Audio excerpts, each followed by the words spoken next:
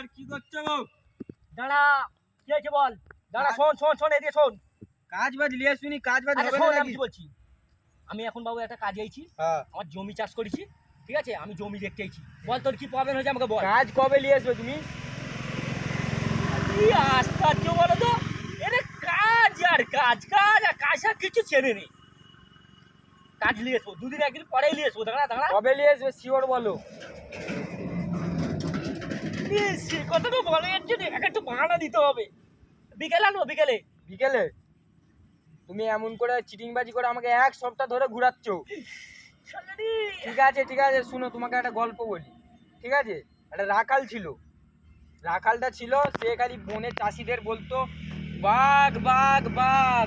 সব চাষিরা এসে বাঁচাতে লাগলো তাকে, কিন্তু সে দেখে বাঘ নেই। রোজ 3 দিন ধরে এমন চলছে, ঠিক আছে, বাঘ নেই। তার পরের দিনে সেই ছেলেটা বলছে বাঘ এসেছে বাঘ এসেছে। চাষিদের জন্য চাষিদের কাছে চিটিংবাজি করেছে। আর চাষিরা আসবে না, আসবে না, আসবে না। তারপরে তাকে মেরে ফেললো। সেইটা হলো তোমার দশা। তুমি রোজ আমাকে বলছো কাজ এনেছি, তোমার কাছে গিয়ে ফেরত এসেছি। আজকে রিয়েল কাজ আনবে বলছো, আমি আর কাজ করবো না। আমি আমার মাথায় বজ্জাত ফেলে দিল রে। শালা দু একটা কারিগর জোগাড় করতে পেরেছিল। এবার কি আমাকে রাস্তাতে ভিড় করতে হবে নাকি রে? এই ইডলি কি আমাকে আরে সামজাল কোথা যা শালা চলেও গেল রে। আমার যত কাল হচ্ছে জমিটা চাষ করা, আজ আমার হাতে কারিগর চলে গেল।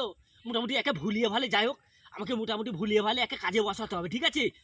আমাকে বিকেলে বলেছে অনেক মাল দিবে, ঠিক আছে? সেই মালটা তো আমাকে যাকে না যাকে দিয়ে করাতে হবে। একে নিয়ে পারা যায়নি, শুধু পয়সা নিবে আর শুধু বকবে। ওরে সামচল, কি করি রে এখন আমি হাতে সামচল, কাজ করবি না? শোন কাজ করবি না? শোন